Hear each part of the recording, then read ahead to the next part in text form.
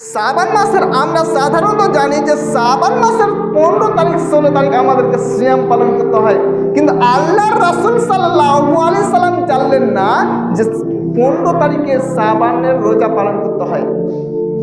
আমরা কি করি? 15 তারিখ পালন করি।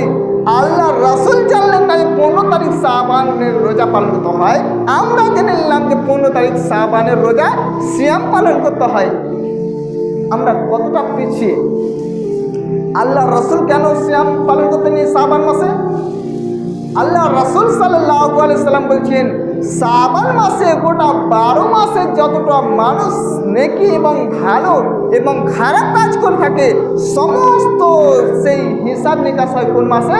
এই শাবান মাসে। এই জন্য আল্লাহ রাসূল সাল্লাল্লাহু আলাইহি সাল্লাম বললেন যে আমি যখন আমার নেকি এবং ভালো এবং গুনাহগুলো যখন আমার পেশ করা হবে তখন আল্লাহ যেন দেখে যে আমি সিয়াম পালন করছি।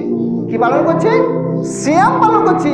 আমার হিসাবের যে বাৎসরিক যে হিসাব নিকাশ হবে সেই বাৎসরিক হিসাব নিকাশে যেন আল্লাহ দেখে যেন আমি সিয়াম পালন করছি। সিয়াম কতটা গুরুত্বপূর্ণ জিনিস, কতটা বড় ইবাদত! আল্লাহ রাসূল সাল্লাল্লাহু আলাইহি সাল্লাম বলছেন, ইবাদতের জগতে কোনো ইবাদত নাই সিয়ামের সমতুল্য। সিয়ামের সমতুল্য কোনো ইবাদত নাই। যদিও আল্লাহ রাসূল সাল্লাল্লাহু আলাইহি সাল্লাম বলছেন ইবাদতের জগতে সবচেয়ে বড় ইবাদত হলো দান। কি? দান। আল্লাহ রাসূল বলছেন ইবাদতের জগতে সবচেয়ে বড় ইবাদত হলো দান, কারণ দান হলো দলিল। দান দলিল। আমরা জায়গা জমি ঘর বাড়ি যখন কিনি তখন আমাদেরকে কি করতে হয়? আমরা এই পৃথিবীতে বাস করার জন্য, এই পৃথিবীতে ভোগ করার জন্য, এই পৃথিবী ভোগ বিলাসের জন্য যখন আমরা কোনো জিনিস একটা নিই তখন আমাদের ডকুমেন্টস থাকা দরকার। আপনি ভারতবর্ষে বাস করবেন, ভারতবর্ষের ডকুমেন্টস লাগবে আপনাকে। যদি ভারতবর্ষের ডকুমেন্টস যদি না থাকে আপনার কাছে তাহলে আপনি এই দেশের নাগরিক না। তেমনি আপনি যদি জায়গা জমি নেন, জায়গা জমি কিনতে গিয়ে আপনাকে কি করতে হয়? আপনার নামে সেই জায়গাটা আপনার নামে করতে হয়, অর্থাৎ দলিল করতে হয়, পর্চা, এগুলো সমস্ত আমাদেরকে করতে হয়। কেন? যাতে বোঝা যায় যে এই জায়গাটা আমার, সরকার জানুক যে এই জায়গাটা আমার, পাবলিক জানুক যে আমার এই জায়গাটা।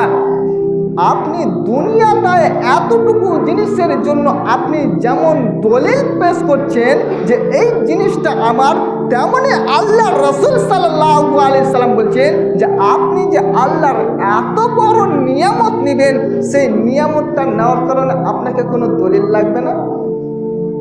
আপনাকে কি দলিল লাগবে না? অবশ্যই লাগবে।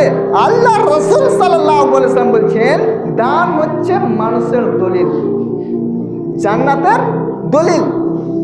দলিল না হলে আপনি সেই জান্নাত পাবেন না। আপনি কোনভাবে বলবেন যে আমি অবশ্যই জান্নাত পাবো? যদি আপনার কাছে জায়গার দলিল যদি না থাকে, আপনার পাবলিক যদি না জানে যে এই জায়গাটা ওর, তাহলে আপনি কি সেই জায়গাটা ভোগ করতে খেতে পারবেন? কখনো না। সেই রকম আপনার কাছে যদি দলিল না থাকে তাহলে আপনি আল্লাহকে কোনভাবে বলবেন যে আমি জান্নাত পাবো?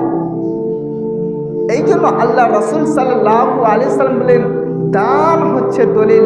অর্থাৎ তোমরা বেশি বেশি করে দান করো, বেশি বেশি করে দান করো, খায়রাত করো, সাদকা করো, তাহলে তোমাদেরকে জান্নাতের যে দলিল, সে জান্নাতের দলিলটুকু তোমরা পাবে।